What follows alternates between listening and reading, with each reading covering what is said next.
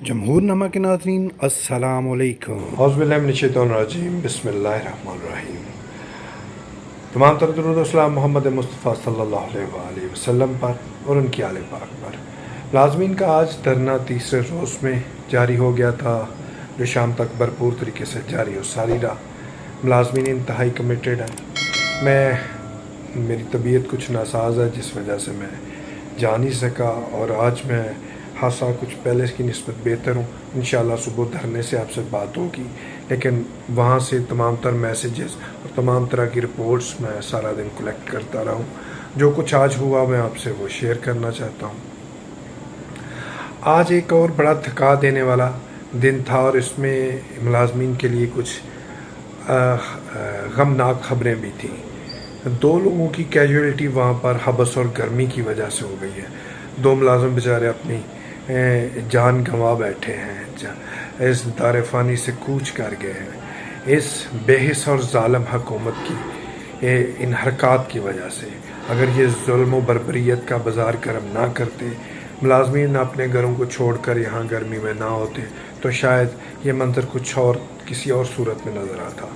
और एक और मुलाज़म यहाँ से धरने से वापस जा रहा था, तो रास्ते में उसको एक्सीडेंट से 2-4 होना पड़ा, और वो बेचारा भी अपनी जान से हाथ धो बैठा है।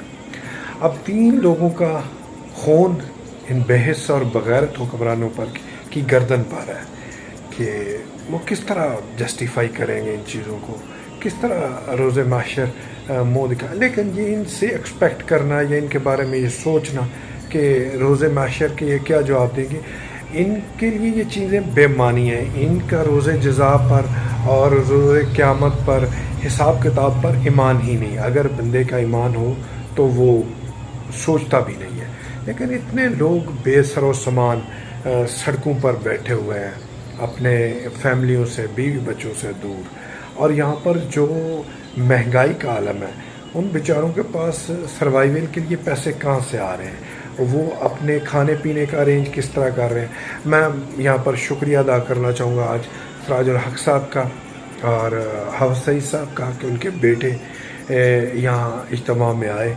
उन्होंने आके लोगों की दादरसी की, उनको दिलासा दिया कि हम आपके साथ हैं। सिराजुल हक साहब के मैं देख रहा था कि वहाँ से मैसेज आ रहे थे कि आप हमारे यहाँ हमारे सेंटर पर तशरीफ़ लाएँ, हम तमाम टीचर्स को कोई दोपहर का लंच फ्री में देंगे। तो खैर वहाँ जाना थोड़ा मुश्किल था, दूर था, लेकिन उनका इतनी बड़ी मेहरबानी कि वो वहाँ गए। उन्हें एहसास हुआ कि मुलाज़मीन के लिए इस महंगाई के दौर में कुछ करना चाहिए। अब मैं आता हूँ उन ख़बरों पर जो सारा दिन आज वहाँ पे होता रहा। गुफ्तन, बर्खास्तन, नशिस्तन, ये सब कुछ चलता रहा। बैठे रहे, गुफ्तगू हुई, बर्खास्त हो गया। अब चीफ़ सेक्रेटरी साहब तो यहाँ पर हैं नहीं, उनकी जगह पर एडिशनल चीफ सेक्रेटरी जो हैं उनसे मुज़ाकरात होते रहे। उन्होंने ये कहा जी हम आपकी समरी बनाकर अरसाल कर देते हैं, जो मौजूदा इब्न ज़ियाद जो हैं लाहौर के जो मुसल्लत हैं पंजाब पर, उनको अरसाल कर देते हैं।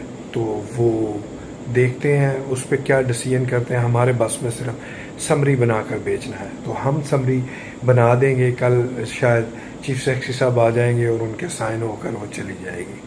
लेकिन ये जो पे है 35%, और ये जो पेंशन का इशू है, इस पर LPR का इशू है, और जो दूसरे रिटायरमेंट की ग्रेजुएटी के हवाले से जो इशू हैं उनको एड्रेस नहीं किया जा रहा। कहते हैं कि इनके बारे में बाद में डिसीजन लिया जाएगा। अभी तक वही, क्योंकि बेहिस हैं, बेशर्म हैं, उन्हें इस चीज़ का अदराक ही नहीं, एहसास ही नहीं कि लोग कितने दिनों से सड़क पर बैठे हैं और उनकी ज़िम्मेदारी है। कल का उनका बयान सुनकर इतनी मायूसी हुई कि उन्होंने कहा जी वो गवर्नमेंट के सरकारी मुलाजम हैं, अपने अफसरान से बात करें। भाई आपकी ज़िम्मेदारी हैं, ये सरकारी मुलाजम भेड़ बकरियां जानवर नहीं हैं। आप वहाँ जाकर तो देखें इन बेचारों की हालत क्या है। मैं तो देख कर सोचता हूँ कि ये इस मुल्क के ममार हैं, ये इस मुल्क के उस्ताद हैं। इनके पढ़े हुए बच्चे आज इतनी बड़ी सीटों पर बैठे हैं कि ये बेचारे 2 वक्त की रोटी के लिए तरस रहे हैं। اپنے گھر بار کو چھوڑ کر سڑکوں پر ننگو آر کی زندگی گزار رہے ہیں. شرم آنی چاہیے. کس مہذب معاشرے میں اس طرح ہوتا ہے کہ ایک آپ کو تدریس دینے والا، ایک آپ کو دنیا کی سمت ہر رہنمائی کرنے والا، جو آپ کی معاشی ہو، اخلاقی ہو، سماجی ہو، ہر رہنمائی کرنے والا شخص خود اتنی پستہ حالت میں ہو. شیمان. اور یہ جو دوسرے ان حکمرانوں سے جو لوگ آس امید لگائے بیٹھے ہیں، مجھے تو ان کی سوچ پر بھی فاتحہ پڑھنے کو دل کرتا کہ ان بے شرموں بے حسوں سے آپ امید اور آس بنائے ہوئے ہیں کہ جو 30 سال سے ہمارے سسٹم کے ساتھ چمٹے ہوئے ہیں، ہر چیز کو ہڑپ کر گئے ہیں. ابھی ہمیں امید ان سے ہے، ان سے کوئی امید نہیں ہے. ہمیں اپنا حق کسی طرح چھین کے لینا پڑے گا. آپ لوگوں کو کمٹمنٹ کا مظاہرہ کرنا ہے. جو لوگ گھر بیٹھے ہیں کوشش کریں کہ دھرنے میں پہنچے. اگر نہیں پہنچ سکتے تو کم از کم فنانشلی اگر ان لوگوں کا کچھ کر سکتے ہیں تو ضرور کیجیے، کیونکہ یہاں پر بیٹھے لوگوں کے بڑے مسائل ہیں. ان کو کھانے پینے کے مسائل ہیں اور طرح کے بڑے ایشوز ہیں. کپڑے روز اتنی حبس اور گرمی میں کس طرح وہ سروائیو کر رہے ہیں. آپ ذرا ایک لمحے کے لیے سوچئے گا. لیکن کچھ نہ کچھ جو کر سکتے ہیں آپ ضرور کیجیے. جو کچھ نہیں کر سکتا کم از کم گھر بیٹھ کے دعا کرے کہ اللہ تعالیٰ ان کو کامیاب کرے.